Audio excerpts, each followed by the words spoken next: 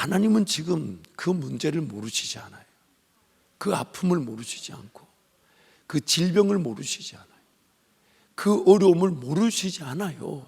그걸 이렇게 얘기하실 때가 있어요. 그건 나에게 맡겨놓고 넌 오늘 나와 함께 길을 가지 않겠니? 근데 우리는 자꾸만 이 문제가 해결되지 않아 그 주님과의 길을 못 간다고 얘기합니다. 이 질병이 해결되지 않아 내가 하나님의 그 은혜의 길을 못 간다고 얘기합니다. 근데 만약에요, 사도 바울처럼 사도 바울이 육체의 가시가 있어 하나님께 3번 이 육체의 가시를 제하여 달라고 기도했는데 하나님 사도 바울에게 뭐라 그러셨어요?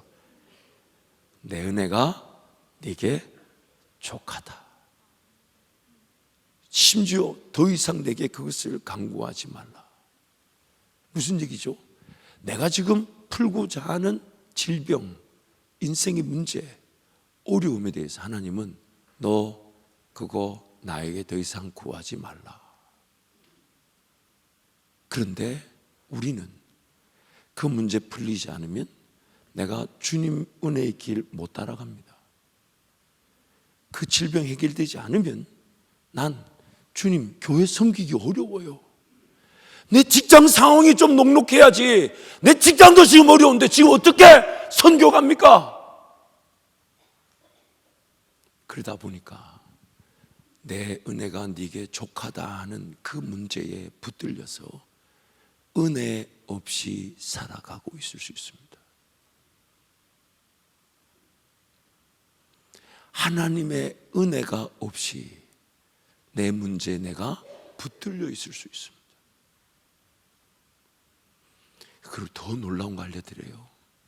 지금 이 문제가 해결되면 예수님을 따라간다는 건 누구 생각일까요? 지금 문제가 해결되면 내가 예수님을 그때 섬길 수 있다고 하는 것은 과연 무엇으로 보장되는 걸까요? 그것도 하나님의 은혜가 없으면 안 되는데, 지금 하나님이 은혜를 주실 길은 예비되어 있는데 그 길은 안 가고 자꾸만 내가 은혜 받고자 하는 문제, 어려움, 질병, 아픔만 붙들고 씨름하며 삽니다. 그러다 보니까 은혜가 없어요. 은혜가 없다 보니까 예배가 예배답지 않습니다. 은혜가 없다 보니까 기도하러 가야 되는데 기도하러 안 가집니다. 은혜가 없다 보니까 알람 시계를 몇 개를 맞춰 놓는데 새벽에 못 일어납니다. 심지어 자기 혼자 화를 냅니다. 도대체 누가 알람을 껐냐고. 옆에서 새벽 기도 가던 어머니가 한마디 해줍니다. 네가 악착같이 다 껐다. 네가 악착같이 다 껐다. 제가 이거 그냥 지어낸 말이 아니에요. 우리 청년 사회 갈 때 다 있었던 얘기예요. 그래가지고 제가 그걸 듣고 그 현실에 맞는 은혜의 도구를 만들기 위해서 내가 침대를 개발하려 했다니까. 얘기했잖아요. 그 침대가 뭐냐면 5시 되면 침대가 일어나는 거. 사람이 안 일어나니까 침대라도 일어나야지. 그걸 제가 개발하려 했다니까. 장사 잘 될 것 같던데. 그 침대를 개발하면 우리 성도들 불티나게 팔릴 것 같아요. 새벽에 무조건 일어납니다. 왜? 나는 못 일어나나 침대는 일어나니까. 근데 보세요 여러분, 우리가 착각하는 게 내가 지금 은혜를 필요로 하는 문제가 하나님 만약에 너 그거 은혜가 족하다, 그러면 오늘 우리의 반응은 뭐가 되어야 되냐면, 하나님 지금 이 문제와 질병과 아픔에 은혜를 내가 강구하지만 만약 사도 바울에게 얘기하신 것처럼 더 이상 내게 그 은혜 구하지 마라, 그건 네 은혜가 내게 족하다 라고 하신다면, 그러면 나에게 주신 은혜는 무엇입니까? 내가 뭘 기대할까요? 뭘 사모할까요? 이게 바로 은혜의 자리로 나아가는 것입니다. 은혜의 자리로. 그게 바로 우리의 예배인 겁니다. 그게 바로 우리의 기도인 겁니다. 고린도전서 말씀에 하나님께서 자기를 사랑하는 자들을 위하여 예비해 놓으신 모든 은혜는 우리가 눈으로 볼 수가 없고 귀로 들을 수가 없고 마음으로 생각이 안 된대요. 그래서 은혜는 기적이죠. 왜요? 내가 결코 예상할 수가 없어요. 내가 결코 계획할 수가 없어요. 내가 결코 기대할 수가 없어요. 그래서 야곱이 결코 기대하고 예상할 수 없는, 그러나 형 에서의 마음을 하나님 만져놓으실 걸 몰라가지고, 극적인 상봉이 있는데 그걸 몰라가지고 얼마나 몸부림치며 쓸데없는데 인생을 허비하고 낭비합니까? 온갖 꾀로. 그 시간에 하나님을 예배하는 게 나았을 텐데, 그 시간에 하나님께 맡겨놓는 게 나았을 텐데, 그 시간에 하나님이 원하시는 하나님 나라와 영광을 위해 헌신이라도 했다면 심은 대로 더 큰 열매를 거둘 텐데, 그 인간께 인간 방법을 붙잡고 씨름하며 사는 게 야곱의 위험이었고 오늘 우리의 인생의 위험이었던 것입니다. 야곱처럼 우리도 하나님의 은혜가 있어야 되면 압니다. 그래서 태어날 때부터 몸부림쳤던 인생이 야곱이고 또 우리입니다. 그것을 마치 싸워서 내가 쟁취하지 않으면 은혜가 안 주어질 줄 평생 싸움하지만, 하나님의 은혜를 은혜답게 누리지 못한 채 그 은혜가 없는 자리에서 은혜 생활하고 있습니다. 그러나 하나님은 그 은혜가 없는 자리에서 맞닥뜨릴 수밖에 없는 인생의 문제와 어려움, 그래서 쓰러지고 넘어졌을 때 우리가 하나님을 찾지도 구하지도 않았지만 하나님이 건져내 주신 것은 우리가 하나님의 포기할 수 없는 자녀이기 때문이었죠. 자녀이기 때문에. 그래서 하나님이 이렇게 세워주셨을 때 하나님의 뜻은 뭐냐면, 이제 그렇게 쓰러지고 넘어진 자리에서 구하지도 찾지도 않아도 건져주시는 그 은혜에 있지 말고 하나님과 함께 길을 걸어가자는 거예요. 동행하자는 거예요. 그 은혜의 길을 걷자는 겁니다. 거기에 내 인생의 꿈이 나타나게 될 것이고요, 내 남은 인생에 하나님의 계획이 나타나게 될 것이고, 하나님의 인도하심이 나타나게 될 것이고, 거기에 환상이 주어지고 음성이 주어지고 성령의 충만함이 나타날 것이니까 은혜가 우리를 기다리고 있는데, 근데 우리는 자꾸만 내가 원하는 문제, 내가 원하는 인생살이에서만 은혜를 기다리고 있다 보니 은혜를 누리지 못하는 거예요. 여러분, 그 은혜는 우리 안에, 내 머리, 지식, 경험, 방법 안에 있지 않고 바깥에 있어요. 성령께서 보여주지 않으시면 볼 수가 없어요. 그래서 은혜의 자리로 나아가는 거예요. 하나님 말씀해 주세요. 격려해 주세요. 나에게 믿음을 주시고 용기를 주시고 그 은혜가 무엇인지를 알게 하시고 붙잡게 하시고 사모하게 하시고 기도하게 하시고 응답해 주십시오. 하나님, 그게 오늘 우리의 예배인 겁니다. 그게 우리를 춤추게 하는 거예요. 춤추게 하는 거예요.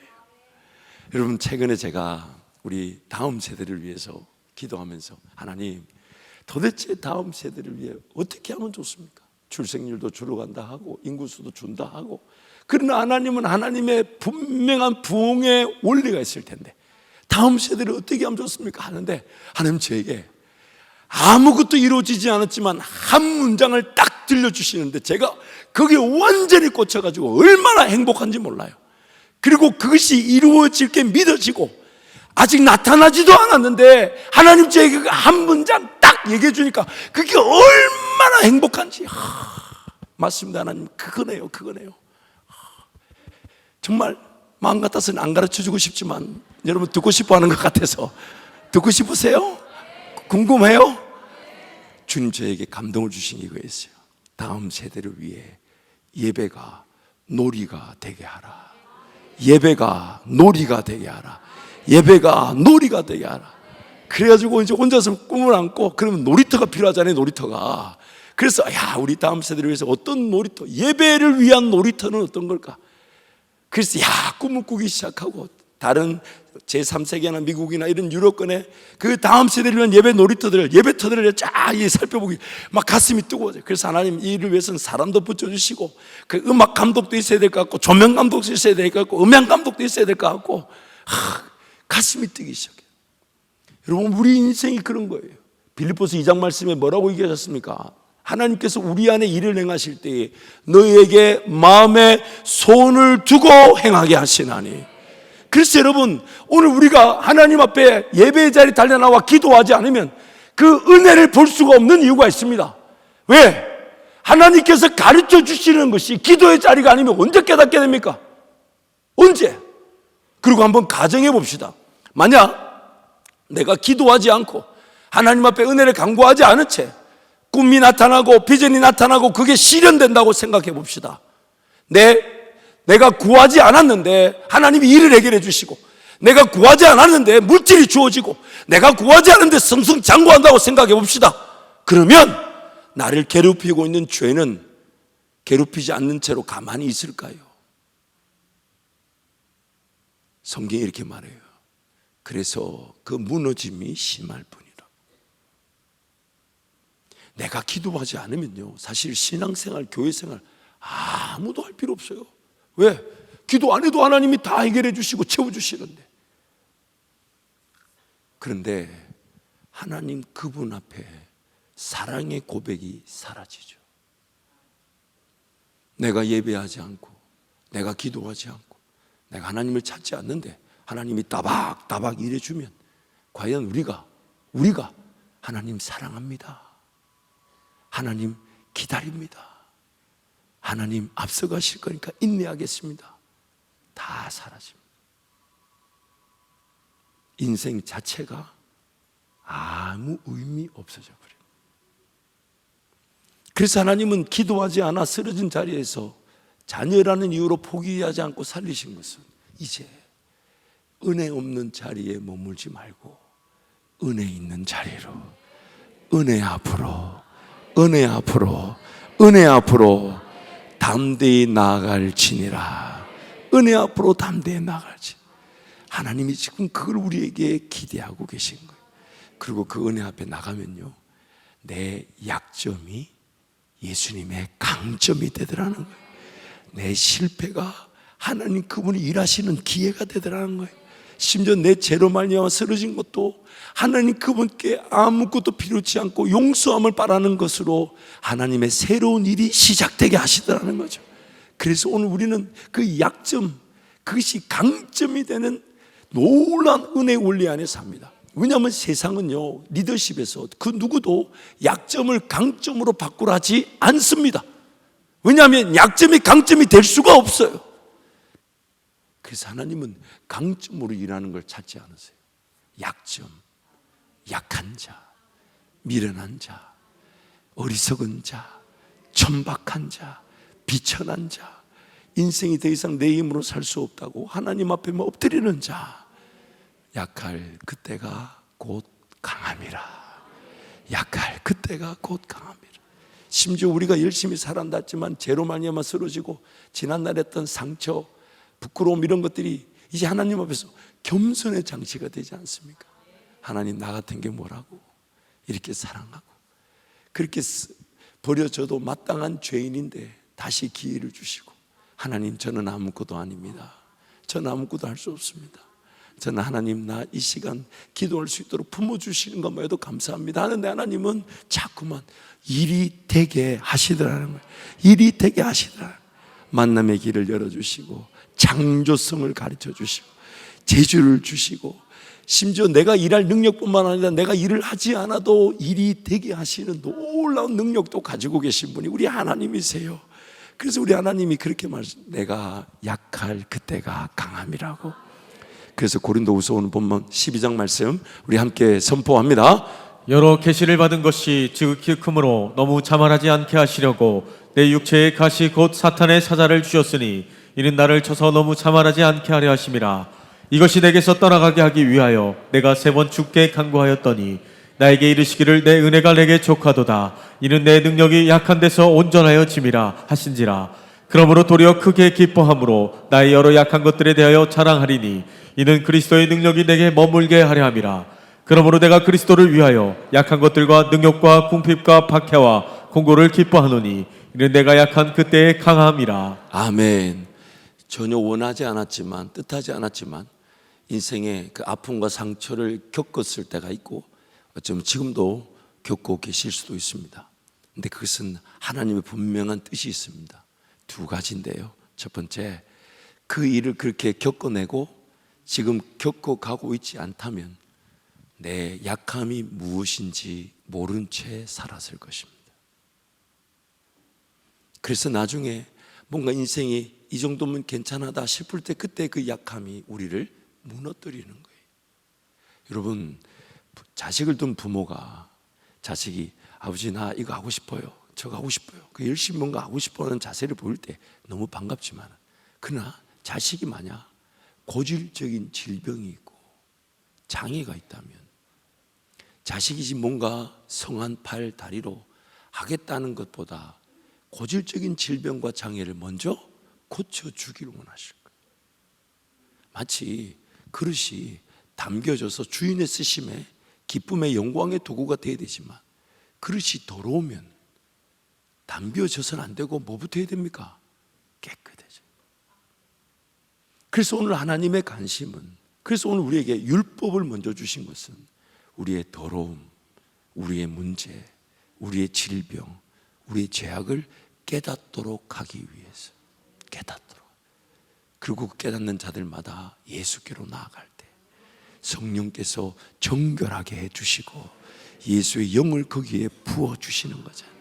그러므로 오늘 하나님의 관심은요, 우리가 뭔가 하겠다는 부분보다는 하나님 그분께 내 약함을 인정하고, 또한 하나님 내 속에 죄악이 있습니다. 내가 느끼지도 못하고 경험하지 못했다 해도 나를 지배하고 기승을 부리는 이 죄가 있습니다. 하나님, 이 죄인을 용서하여 주십시오. 이 죄인을 불쌍히 여주십시오. 그게 바로 은혜의 자리로 나아가는 거예요. 나의 영적 죄악의 상태를 인정하고, 또한 나의 한계, 무엇이 지금부터 필요한지, 무엇이 지금부터 담겨져야 되는지, 어떤 길을 가야 되는지, 어떤 은혜가 필요한 건지. 그래서 하나님 은혜 자리로 달려가야 돼요. 그러니까 여러분, 예배 자리, 기도의 자리를 가로막고 있는 것들은 다 비은혜의 자리입니다. 심지어 그것이 내 인생의 문제, 어려움, 자식 문제, 건강 문제, 질병, 사업, 가정, 어떤 거든지 간에 그것도 하나님 모르시지 않아요. 그것보다도 더 우선적인 것은 은혜의 자리로 나아가는 겁니다. 은혜의 자리로 나아가는 겁니다. 그 은혜 앞에 입을 벌리는 거예요. 하나님, 은혜를 내게 쏟아부어 주십시오. 은혜를 부어 주십시오. 은혜를 주십시오. 지금 내 마음을 위로해 주십시오. 지금 임재하여 주십시오. 지금 만져주십시오. 지금 평안을 주십시오. 지혜가 없습니다. 지혜를 주십시오. 지식이 없습니다. 지식을 주십시오. 무엇보다 여러분, 뭔가 해결되지 않은 인생의 문제 때문에 기도가 안 될 때마다 의심해 봐야 돼요. 내가 이렇게 비은혜의 자리에서 인생을 허비하고 있는 건 아닌가. 그렇다면 그때 문제가 해결되지 않고 어려움이 있지만 그때라도 기도의 제목은 하나님, 교회를 위해 기도하게 하시고, 죽어가는 영혼들을 위해 기도하게 하시고, 선교를 위해 기도하게 하셔서 이 비은혜의 자리에서만 계속 갇혀있지 않고, 왜요? 내 기도한 대로 은혜를 베푸실 것이니까. 확실한 기도의 제목들이 세계를 위한 거 아닙니까? 하나님 나라 위한 거 아닙니까? 먼저 그 나라와 그 일을 구하면 너희 먹어야 될 것, 입어야 될 것들을 아시는 하나님이 더하여 주신다 하셨으니까, 비은혜의 자리에서 은혜가 없다라고 그렇게 지쳐만 계시지 말고 은혜를 구하십시오. 은혜를 구하십시오. 은혜를 사모하십시오. 은혜를 기대하십시오. 그 은혜의 자리로 달려나올 때 하나님은요, 한 번도 우리를 탓하지 않으셨죠. 뭐라 하지 않으셨죠. 얼마나 죄가 있니 없니 그거 해결하고 오라 이런 말 안 하시고, 그래서 우리 하나님은 죄와 다투지 아니하시되 상한 갈대를 꺾지 아니하시고 꺼져가는 등불을 끄지 아니하시는 한 아무것도 묻지 않고 그죠. 그래서 성경에 이렇게 말, 값없이 와서 마시라. 누구든지 내게로 와서 마시라. 누구든지 내게로 와서 마시라. 그래서 오늘 우리에게 필요한 것은 다름 아닌 하나님의 은혜인 것입니다. 하나님의 은혜가 필요한 거예요. 그 은혜가 어떤지는 우리가 전혀 모릅니다. 보지도 못했고 듣지도 못했고 깨닫지도 못했어요. 그래서 예수 이름으로 담대히 나갈 때 너무너무 감사한 것은 인생의 어느 순간 어떤 곳 어떤 상태에 있든지 간에 하나님의 은혜를 맛볼 수 있도록, 옛날처럼 예루살렘이라는 지정된 공간에 제사장이 있어야 되고 동물을 때려잡아야 되는 이게 아니라 예수 그리스도 그분 이름 의지하면 그 자리가 바로 은혜의 시작점이 되게 하시니, 얼마나 은혜를 주고 싶어 하시면 그런 의식법들, 제사법들을 다 없애버리시고 예수 그리스도로 온전히 나아갈 수 있게 하셨을까요? 그러니까 여러분 있는 자리에서 은혜를 사모하고 교회로 달려나와서 은혜를 누리시고 또 먼저 그 나라와 그 일 항상 바라보면서 인생길을 걸어가는 것이 오늘 내가 비은혜의 자리에서 은혜의 자리로 옮겨지는 기회가 되는 것입니다. 이것이 바로 하나님의 뜻입니다. 그 은혜가 누려지기를 축복합니다. 제가 어릴 적에 저희 부모님한테 늘 들을 때마다 참 이해가 안 되는 말이 있었어요. 예를 들면 그때 이제 고등학교 그 공납금이라고 그러죠. 육성예비, 기성예비, 공납금. 그래서 분기비 하나 냈는데 참 이 얘기도 제가 몇 번 하다 보니까 목사님 그렇게 맞았다, 구타했다 이런 얘기 하면 안 된다는데 맞은 걸 어떻게 내가 맞았는데 사도들이 그렇게 했잖아요. 우리가 보고 들은 것을 전하지 않을 수 없다. 나는 맞았는데. 그건 조금 비유가 다른 듯 합니다만 어쨌든 아무튼 그래서 이제 어머니 학비 주세요. 안 가져가면 또 두들겨 맞아요. 그러면 대답이 어떻게 나와야 되냐면 학비가 있다 없다 이렇게 나와야 되잖아요. 이렇게 하나님의 은혜가 없어서 그렇다. 그럼 하나님 은혜로 맞으란 얘기예요? 그 말이 뭔 말인지 이해가 안 되는 거예요. 그래서 학교 가서 맞을 때, 그리고 학교 가서 맞을 때만 난 지금도 물어보고 싶은 게 학비를 나중에 다 내면 그 맞은 건 어떻게 보상해 주는지 모르겠어요. 그렇다고 학비를 안 낸 적 없어요. 다 냈는데 그 늦게 낸 기간 동안 두들겨 맞은 거는 뭘로 보상을 해주려고 하시니 나 그건 모르겠어. 그때 그 순간에 물론 말하다 보니까 선생님들은 자신들이 두들겨 패서 학비가 왔다라고 생각할 수도 있겠어 보니까. 근데 지나고 보니까 그때 우리 어머니 아버지 고백이 왜 그런 줄 알겠어요. 학비가 지금 없어서 두들겨 맞는 것도 하나님이 결코 외면하지 않고 계실 거고 학비를 지금 줘서 갖다 낼 수 있는 것도 하나님의 은혜 아래 있으며 심지어 오늘 학교를 못 다니고 여기서 다른 길을 걸어가도 하나님의 은혜면 충분하다는 거예요. 은혜면 충분. 그래서 우리는 그 은혜를 누리며 사는 건데 자꾸만 내가 원하는 자리에서 내가 원하는 문제 해결에 내가 맛보기를 원하는 것에서 하나님 은혜를 기다린다는 이유로 비은혜의 자리에 갇혀 있을 수 있습니다. 그래서 비은혜, 즉 은혜가 없는 자리에 있다 보니까 예배의 자리가 뜨겁지 않고 기도의 자리가 살아나지 않는 거예요. 은혜가 없어서 그래요. 은혜가. 그래서 은혜의 자리로 나아가야 합니다. 인생 풀리지 않는다, 어렵다 붙들고 있지 마십시오. 그 하나님께 맡겨놓으세요. 만약 하나님이 사도 바울이 3번이나 강구했는데 더 이상 나에게 기도하지 마라 하시면서 내 은혜가 네게 족하다 그러면 그건 하나님께서 감당할 은혜를 주신다는 얘기니까. 그러면 하나님, 난 어떤 계획을 가질까요? 어떤 꿈을 꿀까요? 어떤 길을 걸어갈까요? 그래서 하나님 궁금합니다. 그래서 은혜의 자리로 나온 것이 예배가 되고 기도가 되는 것이죠. 더군다나 교회가 함께 준비해서 작정하게 선포했는데 새벽이든 저녁이든 얼마나 많은 성도들이 와서 기도하는지 모릅니다. 은혜의 때인 것입니다. 그럼 여러분 은혜의 자리로 우리 함께 나아가십시다. 우리 함께 찬송하겠습니다.